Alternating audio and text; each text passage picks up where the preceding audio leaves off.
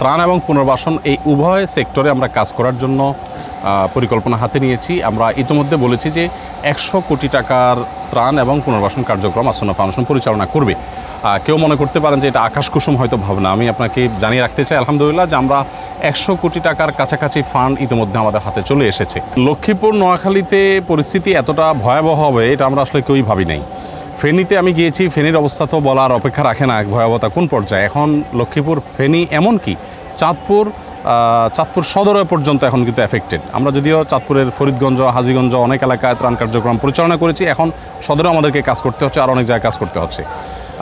বন্যার পানির ভয়াবহতা এমন পর্যায়ে পৌঁছেছে যে সমস্ত এলাকায় গত 50-60 বছরে কেউ এরকম পানি দেখে নাই, সে সমস্ত এলাকাতে তাদের সকল রেকর্ড ব্রেক করেছে। আমি 2জন 60 মুরব্বীকে জিজ্ঞাসা করেছি যে বাবাজিরা আপনারা এই রকম বন্যা শেষ কবে দেখেছেন? তো আমাকে নোয়াখালীর চৌমুহানির দুর্গাপুর গ্রামের একজন বৃদ্ধ উনি বললেন যে আমি আমার এই বয়সে এরকম ভয়াবহতা দেখি নাই। নৌকা নিয়ে আমরা বেগমগঞ্জের কিছু জায়গায় গিয়েছি যেখানে অথই পানির মধ্যে ঘর বাড়িগুলো, যাদের ঘর একটু উঁচা ভিটাতে আছে তাদের ঘরে হয়তো অর্ধেক পানি বা হাঁটু পরিমাণ পানি বা টাকনু পরিমাণ পানি, আর বেশিরভাগ ঘরগুলোই যেগুলোতে আমরা যে এলাকাতে গিয়েছি সেখানে দেখা যাচ্ছে যে একেবারে অর্ধেকের বেশি পানি, কোনোটা চাল পর্যন্ত ডুবে গেছে। মানে এই রকম ভয়াবহতা ম্যাসিভ লেভেলের এত বিশাল বিস্তীর্ণ এলাকা জুড়ে এটা আসলে এর আগে কখনো দেখা যায়নি। এটা যে শুধু বৃষ্টির পানি না সেটা বোঝার জন্য আসলে পণ্ডিত হওয়ার প্রয়োজন নেই। এই পানিটা যে শুধু বৃষ্টির, কারণ এত বৃষ্টি হয় নাই, আর যদি হয়ও তো বৃষ্টির পানি এত দূর পৌঁছতে পারে এটা আসলে আপনি কল্পনাও করতে পারবেন না। তো সর্বসাকুল্যে মানুষের যে দুরবস্থা সেটা খুব চরমে।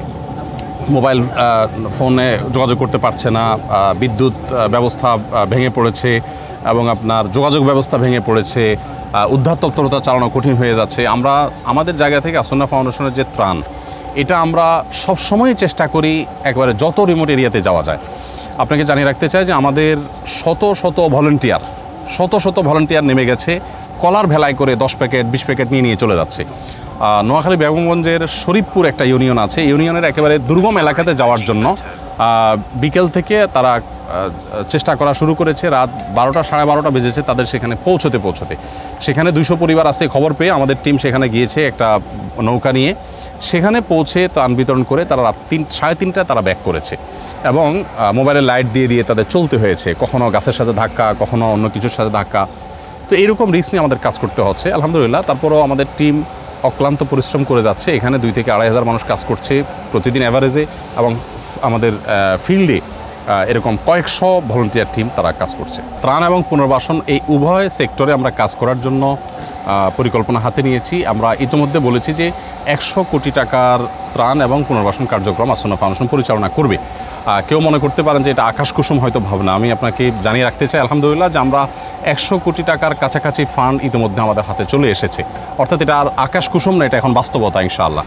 এখন আপনি বলতে পারেন যে কিভাবে আপনারা এটা করবেন। আমরা অলমোস্ট 30 কোটি টাকার মতো আমরা এই যে চাল ডাল বা সাময়িক যে চ্যালেঞ্জটা এটা মোকাবেলা করার জন্য আমরা খরচ করার সিদ্ধান্ত গ্রহণ করেছি। এর মধ্যে 1250 টন চাল আমরা অর্ডার করেছি আকিজ থেকে, যে একটু পানি শুকোতে শুরু করলে মানুষ যখন ঘরে ফেরত যাবে তখন তো তাদের উপার্জন অনেকে শুরু হয়ে যাবে না, সব কিছু সেট আপ হতে একটা সময় লাগবে। এই টাইমটা যেন তারা না খেয়ে থাকতে না হয় সেজন্য 25 কেজি করে আমরা 1 লক্ষ পরিবারকে চাল দেবো ইনশাআল্লাহ। এই চালের অর্ডার আমাদের হয়ে গেছে। এর বাইরে বাকি যে আমাদের এই চাল এবং এই যে এখানে 1 লক্ষ ফ্যামিলিকে চাল ডাল মিলে 15 থেকে 17 কেজির একটা প্যাকেজ, এটা আমরা 1 লক্ষ ফ্যামিলিকে দিচ্ছি, আর 1 লক্ষ ফ্যামিলিকে 25 কেজি করে চাল দিচ্ছি। এগুলো সবগুলো আগের সমস্ত হিসাব ব্রেক করেছে। আমরা কখনো 20,000, কখনো 30,000, কখনো 50,000 টার্গেট নিয়েছি। সব টার্গেট ব্রেক করতে করতে এই পর্যায়ে আমরা থেমেছি। আজকের সর্বশেষ আপডেট হলো 2 লক্ষ ফ্যামিলিকে আমরা ভারী খাবার দিচ্ছি, 20,000 ফ্যামিলিকে আমরা শুকনো খাবার দিয়েছি। আর এর বাইরে প্রত্যেকটা ভারী খাবারের প্যাকেটের মধ্যে আমরা শুকনো খাবার দিচ্ছি, যেমন খেজুর দিয়ে দিচ্ছি, অন্য কিছু শুকনো খাবার দিয়ে দিচ্ছি যাতে সেগুলো তারা খেতে পারে প্রয়োজন মতো। আর এর বাইরে এই 2,20,000 ফ্যামিলির ত্রাণ, খাদ্য ইত্যাদি ত্রাণের সামগ্রীর বাইরে আমরা পুনর্বাসনের জন্য আমরা ম্যাসিভ লেভেলের কাজ করতে চাই। যেটা আপনি বললেন, শুধু পুনর্বাসন নয়, আপনাকে একটু জানিয়ে রাখতে চাই, বন্যা আসবে আর আমরা ত্রাণ দেব, শুধু এটাই নয়, বন্যা যাতে না আসে, বন্যার পরিস্থিতি যাতে কমিয়ে আনা যায় সেই জন্য আমরা কাজ করার সিদ্ধান্ত নিয়েছি। এবং পরিকল্পনা হাতে নিয়েছি। আমাদের মাননীয় চিফ অ্যাডভাইজার মহোদয় শুরুতেই বলেছেন যে বন্যা যাতে প্রকোপ কমিয়ে আনা যায় সে বিষয়ে আপনারা কাজ করেন। আমরা টেকসই বাঁধ নির্মাণ করা হতে পারে, খালগুলো পরিচ্ছন্ন করা হতে পারে। আমি যদি আপনাকে বলি, চৌমুহানি, নোয়াখালী, লক্ষ্মীপুরে যে মহাসড়কটা, এই মহাসড়কের পাশ কোল ঘেঁষে বিরাট বড় খাল গেছে। আমি ওই এলাকার ছেলে হিসাবে আমি ছোটোবেলা থেকে এই খালগুলোকে মরা দেখেছি। এগুলোর নাব্যতা হারিয়ে গেছে, এগুলো ড্রেজিং হয় নাই, এগুলো আমাদের বিভিন্ন লোকেরা দখল করে আছে। এখন আমরা চেষ্টা করব বাংলাদেশ সরকারের সহযোগিতা নিয়ে, সরকারের অনুমোদন নিয়ে, যদি সরকার ইন্টারেস্টেড হয়, আমরা ভলান্টিয়ার টিম নিয়ে আমরা এই খালটাকে পরিচ্ছন্ন করতে চাই। এবং এ জাতীয় আরও অনেকগুলো উদ্যোগ আমরা নিতে চাই, যে উদ্যোগগুলো থেকে পরবর্তীতে কখনও বন্যা পরিস্থিতি হলে পানিগুলো নিষ্কাশনের ব্যবস্থা থাকবে। এখন যেটা হয়েছে, জলাবদ্ধতাটা এমন একটা পর্যায়ে পৌঁছেছে যে পানি কমছে না, দিনকে দিন পড়ে আছে। তো বন্যার প্রকোপ যাতে কমিয়ে আসে, বন্যা হলেও যাতে পানি সরে যায়, সেই জন্য আসন্না ফাউন্ডেশন কাজ করবে। যদিও আমাদের সাধ্য খুবই সীমিত, কিন্তু আমাদের ইচ্ছা আছে আমরা কাজ করব। এর বাইরে এখন ত্রাণ তৎপরতার মধ্যেও আমরা কিন্তু বেশ কিছু ভেরিয়েশন আনতেছি। যেমন আমাদের জেনারেটর সার্ভিস, এসিআই আমাদেরকে কিছু জেনারেটর দিয়েছে, আমরা নিজেরা কিছু জেনারেটর ভাড়া করছি। বিভিন্ন জায়গাতে আমাদের আটকে পড়া ভাইরা বোনেরা, তারা প্রবাসী ওই এলাকায় অনেক বেশি যোগাযোগ করতে পারছেন না, মোবাইলে চার্জ নাই, কারেন্ট নাই। তো আমরা কলার ভেলায় করে বা আপনার ট্রায়ারে করে জেনারেটর ভাসিয়ে ভাসিয়ে ওই সমস্ত জায়গায় নিয়ে যাচ্ছি, বিভিন্ন আশ্রয় কেন্দ্রে নিয়ে যাচ্ছি।